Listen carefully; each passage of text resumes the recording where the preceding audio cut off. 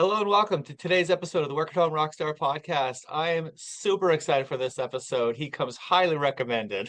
And what he does is he's a keynote speaker. He puts on RockStar Marketing events. Come on, the name is just perfect. And what he does is he helps entrepreneurs to become rock stars in their industry. So very similar to my mission, really. So I'm really excited to be rocking out here today with Craig Duswalt. Hey, Craig, you ready to rock? I am ready to rock, Tim. I'm actually excited about this. I was just saying I do a lot of podcasts a day, but this one I'm really looking forward to because this is my audience too. Yeah, we're going to be talking about music. Yeah, Music and business together, right? So, exactly. first things first is we always start off here in a good note. So, tell me a story of success that we could be inspired by. Okay, so I'll tell you how I got into the music industry. So I graduated college in 1983, State University of New York at Oswego. Everyone's heard of it, I'm sure. Total big school. I'm kidding. No one's heard of it. So I graduated in 1983, and 2 weeks out of college, I got a job at the Westbury Music Fair in Long Island, New York. And it was or in the round theater, 3,000 seats. And I was a runner. I worked backstage. I got the acts that came in drinks and towels, and I drove them back and forth. I was a runner, the lowest man on the totem pole. And on a Friday and Saturday night, Air Supply was coming in, the pop band Air Supply. And so Friday night, I worked the show. Like I said, I'm getting them drinks, I'm getting them towels, I'm making sure their backstage area is good. I'm making sure they have everything they need to put on a good show. So I work that show and then I go home. Saturday, the next day, they're scheduled to appear again, but I'm not working. But my mom wants me to take her to Air Supply. And she's like, you work there, get me in. And I'm like, oh, great. So 2 weeks out of college, I'm now taking my mother to a concert. So my dating life is now over. But Yeah. anyway, I go to the concert with my mom and I'm sitting in the audience and she goes, you know what? I'd really like to meet Air Supply. You work here, get me backstage. And I'm like, great, my mother's a groupie. So anyway, so I take her backstage, introduce her to the band, of which I don't know them. I only met them the night before. And this big 6'5", 300-pound guy walks up to me backstage and he goes, you were the guy that was working here last night, right? And I'm like, yes, I am, Mr. Very Large Man. And he goes, how much do you make a week here? And I thought, it's none of your business, but you're huge. I guess I should answer the Yeah. question. Yeah. I said about $150 a week. And he said, how would you like to quadruple that? And so many things went through my mind of what this man wanted me to do to him for $600 a week. But I figured last night, they loved your positive attitude and your energy, and they want to know if you want to go on the road. To make a very long story short, they sent a limousine to my house the next day, took it to JFK Airport on 7 years, simply because I was always doing my best just in case someone was watching. I teach marketing all the time, but like I teach outside the box marketing. How do you get seen? How do you get noticed? But if you're not that person that has a positive attitude and energy, no one's going to want to work with you. So I can teach you all the marketing stuff, but if you're Eeyore from Winnie the Pooh, nothing's going to happen. So you got to be, positive. You got to be life is great person, and great things will happen. Yeah, I agree. A lot of it is attitude, isn't it? Yep. So now, along with the good note, though, I always pair these things together because there are some bad notes that get hit on occasion too.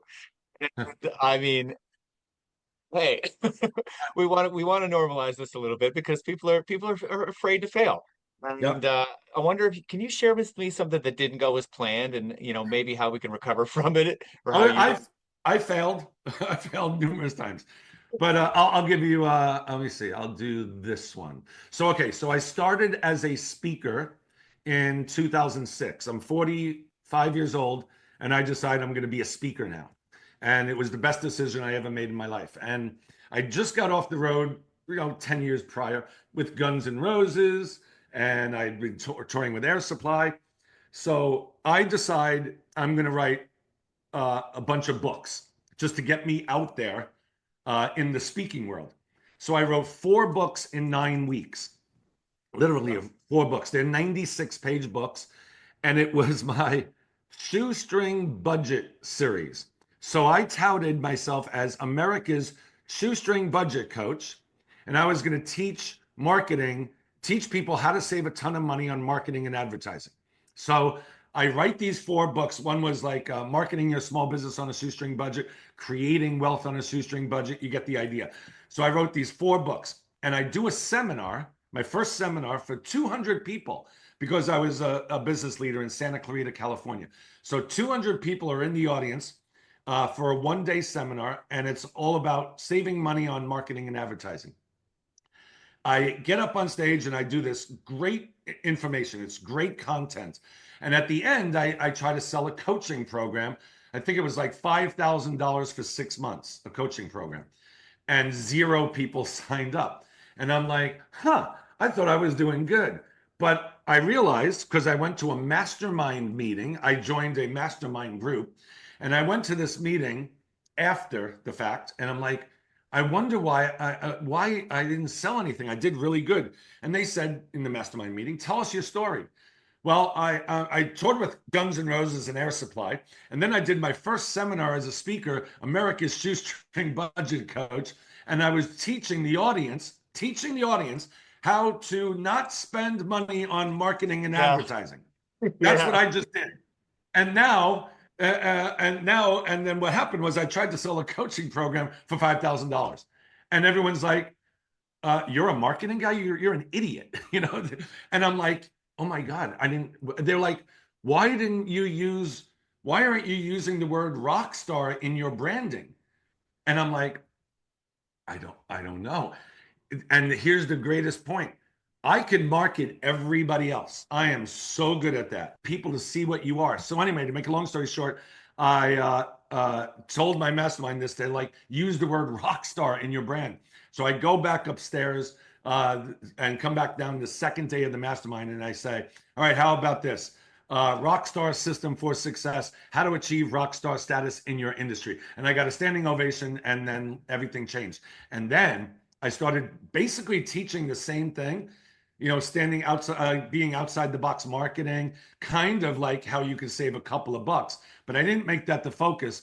And then I sold a $10,000 coaching program for 1 year, and I sold, I think, 30 my first time speaking after that. And it was basically the same content, but now I called it Rockstar instead of Shoestring Budget.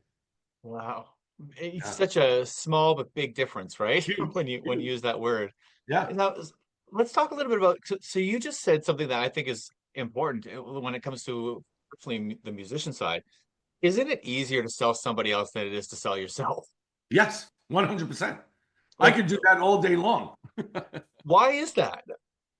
Because we can't see what's in front of our face. We are blinded. We have an idea in our head what we should be, and we're going to go with it because we know we're right. We're not going to listen to anybody else. I know this is it. This is my passion. And my passion was saving people money on marketing and advertising. Mm-hmm. But you can't just throw that out there and do a 4-hour seminar on it and then sell something. That makes no. So you have to, like when I work with people, marketing, I do hours of deep dives of who they are, what their passion is, what they like doing, what they hate doing, and all that. And then we come up with a brand. But for me, myself, I don't do the prior work. I know me, duh, I'm just going to do this. And I know it's going to work because I was a creative director for an ad agency.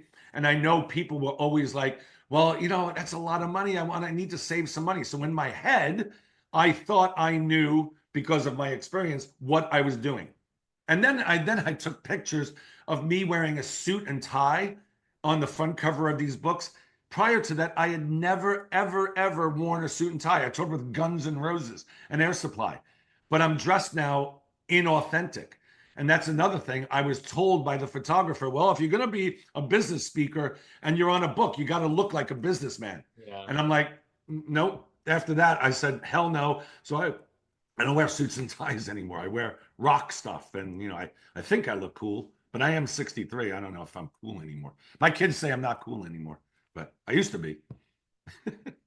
I think I saw this image of, like, what was it, the guy from Slayer who's like, doing his thing, and his daughter is like, you're lame. I love the way it works. It's so right. I try to tell my kids, like, I was on tour, the biggest world tour in the history of the world, the User Illusion World Tour with Guns N' Roses. So I know what I'm talking about. They're like, yeah, right then.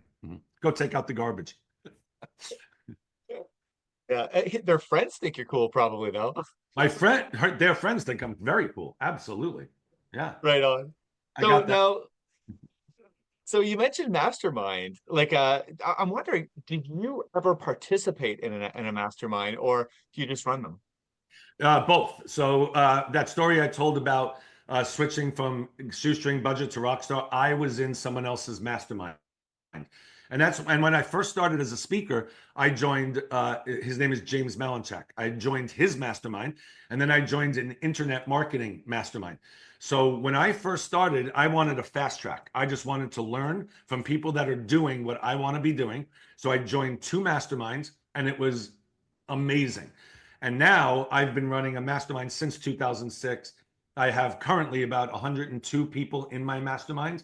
And over the years, I've had I don't know, over probably 800 maybe.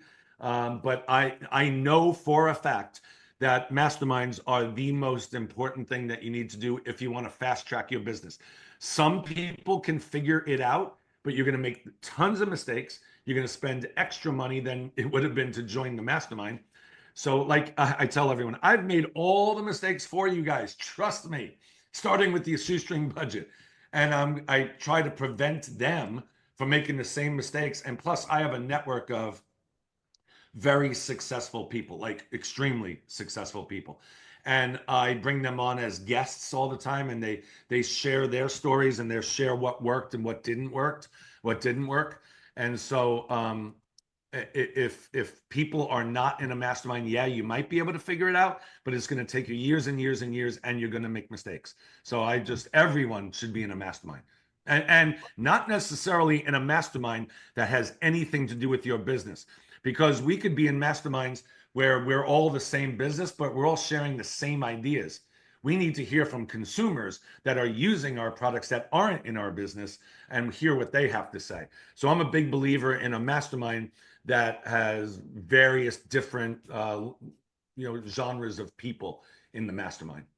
Yeah, well, I mean, those are a couple good points. First of all, I mean, it just makes sense that you'd be able to learn from other people. It's like picking up a guitar in your own basement and actually having a buddy come over and say, "Hey, here's a couple chords." Like, you're just going to go so much faster if someone's showing you what to do, right? Than if you're trying to figure it out on your own. And business is, I mean, hey, it's more complicated than a guitar, I think. I Uh, don't know about that. I've tried guitar. It's too complicated. I don't and, play and guitar.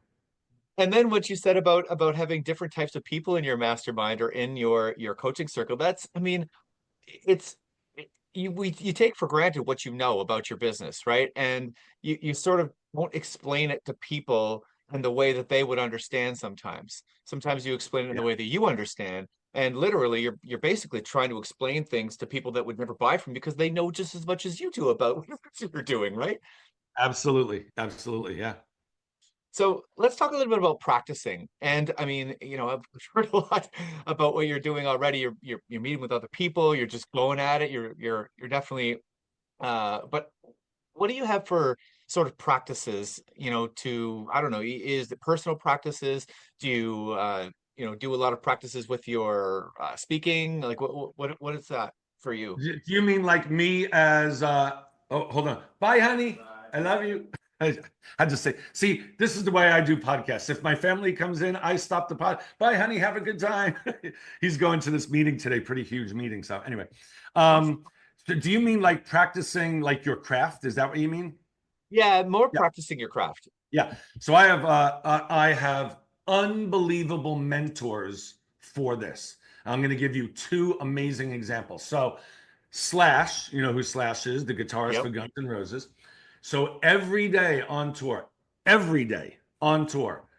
toured with them for 4 years. Every day he'd wake up at 6 o'clock in the afternoon, it's early evening, and he'd wake up and do scales on his guitar. Scales, like the basic. I've heard that. Yeah. Yeah, and then like on our plane, we had a private jet. He would take his guitar out, and while he's just talking to people, he would just do the fundamentals of guitar.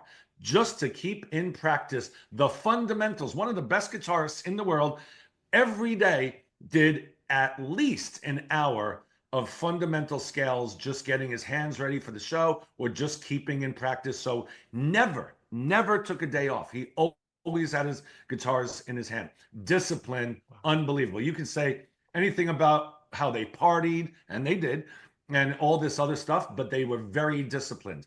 And on the other hand, Axl Rose, the lead singer of Guns N' Roses, every show he would wake up in the afternoon, work out, do a workout. He'd get chiropractor, every time before a show, a chiropractor would work on him. He'd have a massage, getting the body ready. And then he would take a shower and do a 1 hour voice warm up, 1 hour in the shower.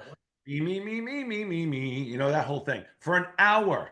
And then he would do the show. And then after the show, instead of going to party right away, he'd take a shower, because he's all sweaty and everything, but he would cool down his voice for a half hour using voice tapes as well. Every show, every single show. And on the days off, he would just do a little scales. So these are two of the most prominent rock stars in the world that focus on foundation, focus on discipline. And that's what we have to do in our businesses. A lot of people that I work with, and it sounds like that you are too, are entrepreneurs, people that their own boss. Was very easy to be sitting at your desk and watch TV instead of doing work, or go do something else instead of work. But we have to be disciplined like Axl Rose and Slash. And if they're disciplined, and look what they did, it's a lesson for all of us. Be disciplined, work on your craft, get better, practice every single day something to further your craft. Wow. Yeah, you hear the same thing about high performance athletes as well, that they focus on the fundamentals all the time. And, it's just from the outside view, we look at them and we think that, oh, it's, they're just a natural. Yeah. And nope. Oftentimes that's not the case. Actually, all the time that's not the case. It's a matter of the time that they put in, right? I mean, you could have God-given talent. I get that, but still, you got to do the work. I mean, my son's in a band. Thredge is my son's a drummer, my middle son, and his band is Thredge. So I'll just share this. He used to be a golfer in high school, like one of the top golfers in California, actually. And his team came in third in the state or something like that. So anyway, he was a scratch golfer, and he was getting D1 scholarship offers for middle D1 schools, middle and lower D1 schools, but he was getting scholarship offers. And I used to have to make him play golf. I used to say, Ryan, let's go. Time for you to go to play golf. And every day he would play, but it was like, are you playing today? Come on, let's go. Then in high school, he started playing drums, and he got so into it that he would practice drums for 6 hours a day without me asking him to play drums. And in high school, just before going to college, he's getting all these offers, and he's like, Mom and Dad, look, I don't want to play golf anymore. I'm a drummer. And to our credit, we said, good for it. Go for it. Cool. Now we're like, oh my God, you just gave up all these scholarships. Are you sure? And we're like, but you know what? That's his dream, because you can tell he practices 6 hours a day, where golf, we had to make him play. So that there's the difference. If you have a passion for something, you're going to want to do it every single day. And that's when you're going to be successful. Yeah, I think that's important to note too, because the thing that you really, really love to do is probably the thing that you should be doing. Now, let's talk a little bit about the rest of the band, though, because if you're super focused on this one thing, can you be good at everything all at the same time? Like, what do you do about that? No, well, I mean, you can be great at a lot of things, but I teach this in my mastermind. Oh my God, it's one of the main things that I teach.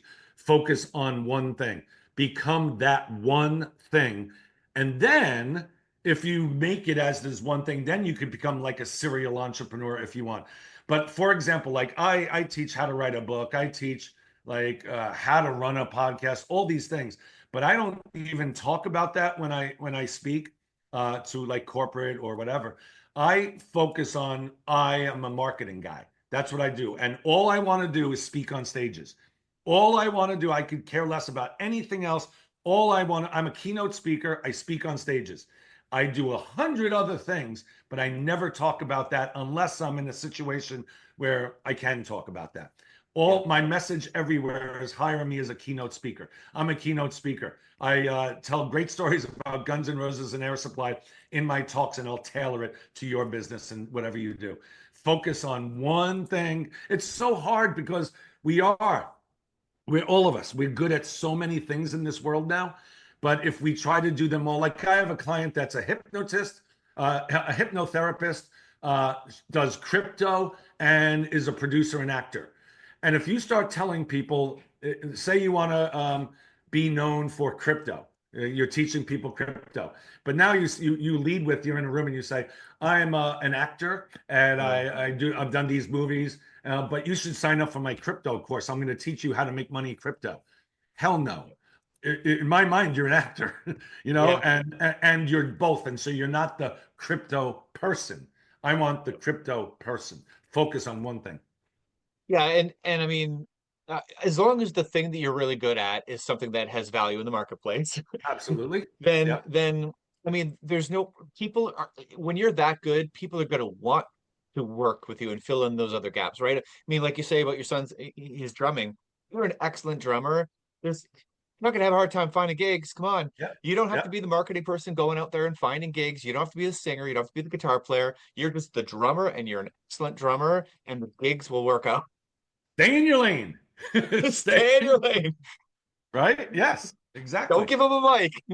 That's right. Yeah. No, you're right. And if everyone stays in their lane and everyone focuses on what they're good at, like your thing about a band, bass player should focus on bass, guitarist on the guitar, lead vocalist, lead vocals, drummer, drummer. You get the idea. Keyboard player, keyboard player. Now they'll interact when they're writing songs, and that's great. But stay in your lane, man. Don't say, "Hey, I think you should do this." No, you do your job. I'll do my job. Yeah, well, and then I suppose on the other side of that spectrum, like let's just say that you are the CEO of the company, you've got all these people that are playing their parts. I think the next part to that would be if you've hired an expert, let them do their job. Don't Yes. mess it up with their stuff, right? Yeah, don't be the smartest person in the room, right? Let other people. Now, I am a control freak. I will say that. I am not good at what you just said. I'm a total control freak, but I come from respect. I really Yeah. honestly do. I treat people with respect. I do have a team that does stuff for me, but man, I'm on it. I'm so on it. And if something is not the way I want it, I do address it very respectfully, but I do let people, like I have a website designer that's amazing. And 99% of the time, I just let him go because he's amazing. But Yeah. sometimes, I was a creative director for an ad agency. Sometimes I'm going, maybe we should do this. I like where you're going. You have to frame it like this. I really Yeah. like where you've gone here, but what if we did this instead or as well? Don't say, "Oh my God, that sucks." No, stop, dude. Never say that. And I definitely think that's don't do all. it for them. And don't do it for them. Exactly. Oh my God. I have so many people that I work with that think they're website designers and then Uh-huh. because of all the templates and everything, and I get it, but you need a professional. Otherwise, you're not going to look like a pro and you're going to look like, oh, you did that website. I can tell immediately. Well, and I think that's like what is it what is it when you think that you're better at something than you actually are because you just don't know that you're That's right. not You have good. no idea that you're not. Well, Yeah, I could do this. Look, it's done. It's great. To me, this looks good. It's like my shoestring budget. To me, I thought I was doing great. Yeah, this looks good. And then everyone's like, "What are you doing? You just got off the road with Guns N' Roses, and you're standing in a suit with your hands like this. What are you doing?" yeah. Yeah.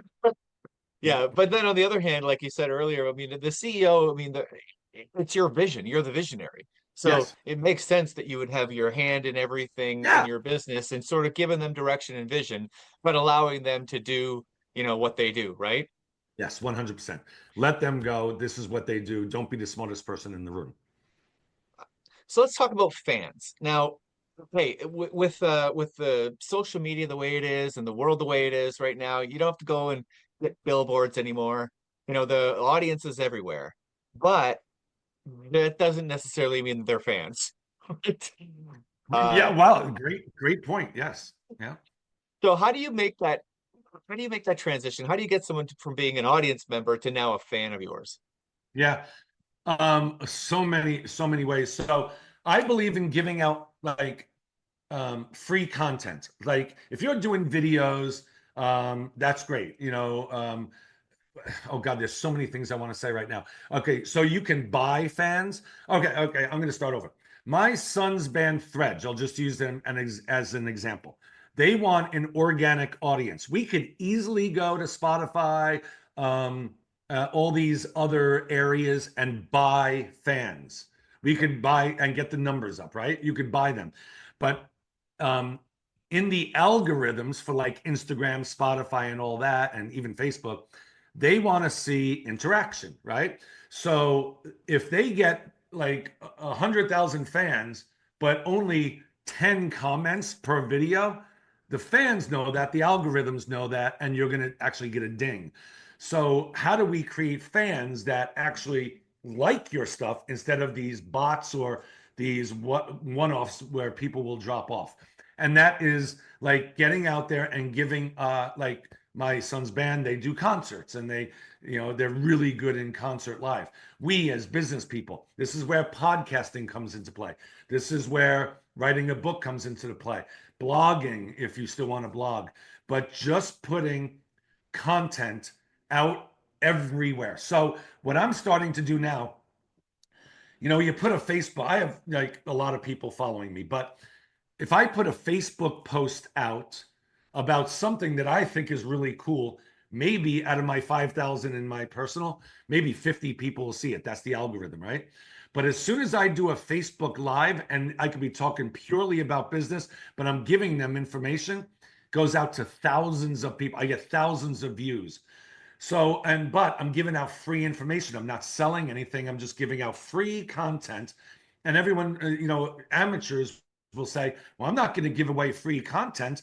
Then they're not going to come and buy my program. And it's just the opposite. Because in the mind of the person watching, if I'm getting this for free, imagine if I sign up for the product or what the offer, what I'm going to get. And that's like a movie trailer. The movie trailer always gives the best part of the movie. And when they have a trailer and then you watch the movie and the movie's just okay, but the trailer was amazing, but we still went to see the movie. So basically, to answer your question, fans are people that just love and trust you because you've given them so much free stuff that they just can't help wanting to continue to see you and support you. Now, here's the other thing about fans. I run a nonprofit called Band Together Foundation. Many of my fans have an affinity for music. My mastermind, everyone likes music. I play a lot of music. I talk a lot about music because it's life. So my nonprofit, we provide musical instruments and curriculums in middle schools, elementary schools, and like boys and girls clubs. We bring music and arts back into the schools in underserved areas that can't afford music anymore. So they get rid of music and arts. So we do that. So now, instead of just teaching and business, we have a nonprofit that we associate with our brand of people that actually care about music and arts being in schools. And that is how you create a fan as well. Tie them to your nonprofit. I'm having this event in September, Rockstar Impact 2025 in Los Angeles. And that's what we're going to talk about. How do you position yourself as an expert in your field so people will want to do business with you, and tying in a nonprofit? We're teaching people how to do a nonprofit or volunteer for other nonprofits. It's a huge part of creating fans. Wow. So how do you keep on coming up with new content, or does all the content have to be new? Oh, yeah, great question. Oh man, I am Mr. Repurpose. So I wrote those 4 books in 9 weeks that I talked about, the Shoestring Budget books. I still repurpose the content in there in different formats. But I will say this. I do podcasts like Tim's podcast right here. I do this all the time. I interview people on my podcast. So I am always learning, and I go to seminars because I am a guest speaker, but I'm not the guy that will just go to a seminar, guest speak, and leave. I stay for the entire event because I figure, look, I'm there, might as well learn something new. And if you go to seminars, you continue to learn, continue to go to webinars like I do. I will pick up, even if it's a 3-day seminar, if I pick up one golden nugget, I'm good. And then I share that with my group because, like, I mean, how many examples do I have? Just the other day, I was at a seminar, and well, I'm not gonna. It's too long of a story to bore you with. I was at this seminar, and I spoke there in Nashville, and I was there for 3 days, and there was some things I took like 3-4 pages of notes just in the first session, and I'm like, this guy is not on my radar. He does completely different things, but it made me look at how else to put on a seminar like I do with different, like totally different perspective. Anyway, so it's going to things, showing up, doing webinars, going to webinars, getting on podcasts, listening to podcasts, and just, listening to them. And I always give them credit as well. Hey, like I just said, James Malinchak, I went to his seminar. Every time I learn something new, I give credit to the person that gave me that information, because what that does also is that person will go, hey, thank you for the shout out. And they'll post it on their, on their link as well, because Craig just mentioned my name on this podcast. So it's all that. But I repurpose a lot of stuff, but I learn a lot of new things. And gosh, the internet, everything, algorithms, everything's changing every single day. So you got to keep on it. Otherwise, you're stale. I love that. I love that. And you know what? In the music world, some people don't really go to other artists' shows. They think it's the competition or something like that. Like, what would you say about that? Oh my God. When I was with Guns N' Roses, we went to see everybody. So like me, Axl, and his bodyguard Earl would take Learjets. We were in Europe touring. So we had a plane, and we shared it with U2 and Bruce Springsteen, which was like so cool.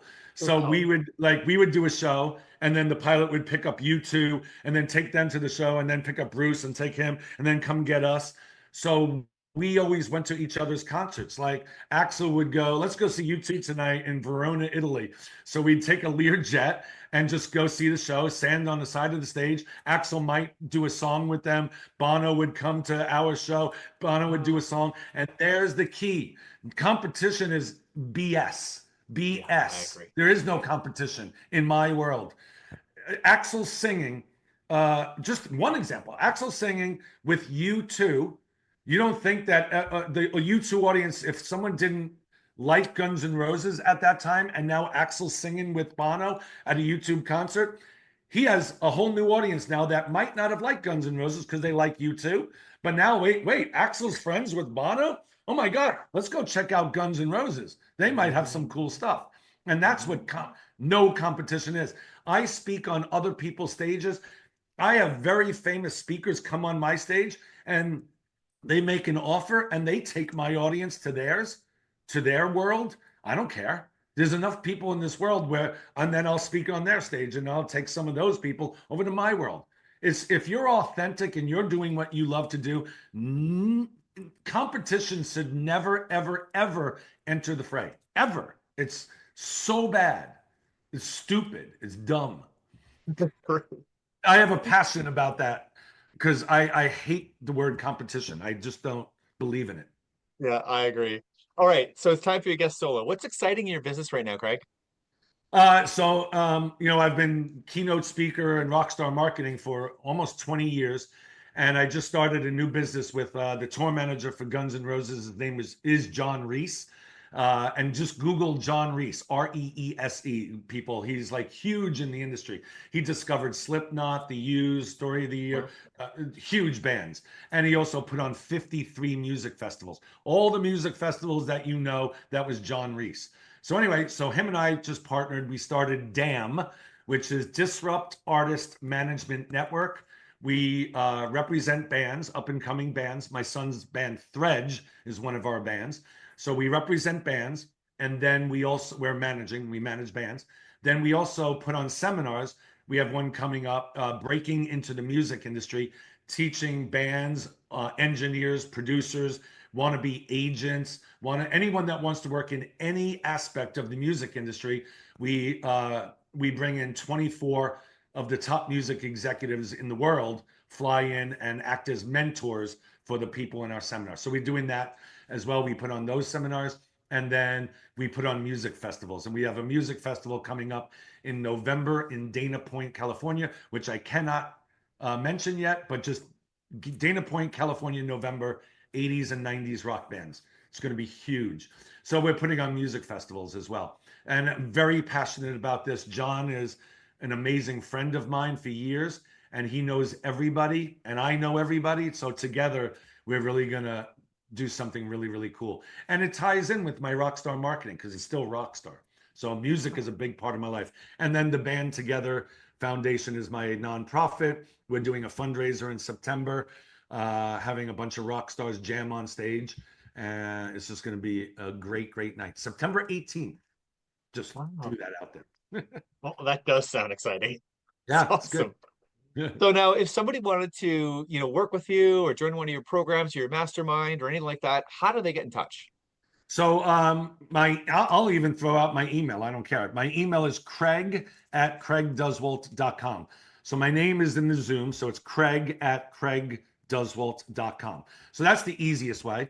But you could go to rockstarmarketingspeaker.com. You could go to craigduswalt.com, bandtogetherfoundation.org. And my event in September is called Rockstar Impact 2025, Rockstar Impact 2025. I have an event coming up September 19th and 20th in Los Angeles.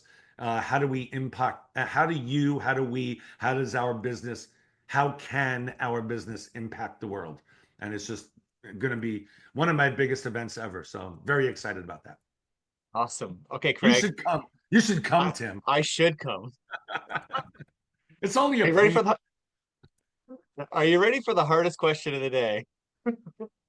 I'm ready. Who's your favorite rock star? Freddie Mercury of Queen. Really? I know he's not alive anymore, but he is my idol. Freddie Mercury of Queen. Now, in second place is Bono from U2. Mm-hmm. Awesome. Yeah. Freddie. I saw the movie, the Freddie Mercury. Yeah. Oh, it was so good. I love so good. Yeah. But I'm a friend of Brian May is a friend of mine, the guitarist, because Brian May opened up for Guns N' Roses when I was on tour for like 6 months or 8 months. So I got to be really good friends with Brian May, which is, he's one of the best guitarists in the world. Love him. He seems to be, like, in the videos that I've seen, he seems to be really down to earth and really humble as well. Very, very. When my first son was born, he sent a gift basket to my son, Tyler, when he was born. He's just we've been to, my family goes to see Queen with Adam Lambert now. We go backstage and we say hi still to this day, years later, 30 years later. Well, that's awesome. Thank you so much for rocking out with me today, Craig. This has been a lot of fun. Thank you, Tim. You're awesome. Keep doing great stuff. I'm going to try. So to the listeners, make sure you subscribe, rate, and comment. We'll see you next time on the Work at Home Rockstar podcast. And as always, you can go to workathomerockstar.com for more information.